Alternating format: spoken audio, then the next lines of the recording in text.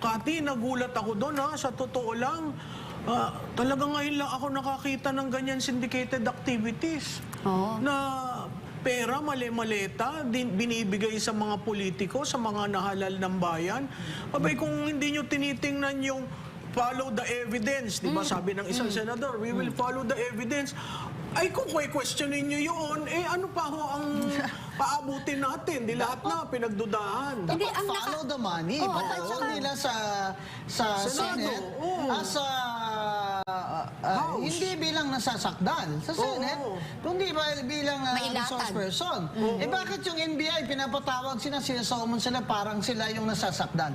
Correct. Ano pong masasabi nyo doon? Kasi ako, hindi mo magandang tingnan. Lumalabas na ang mga witnesses, pero every time may lumalabas na witness, ang ginagawa nila, ipinapasama agad nila. Alam mo yan ang traditional carrot and stick eh.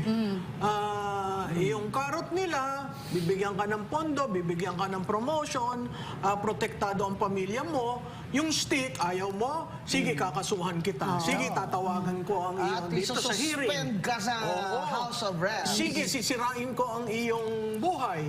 So ito, alam mo, ang two lessons here, grabe yung syndicated activities para tayong gobyerno ng sindikato.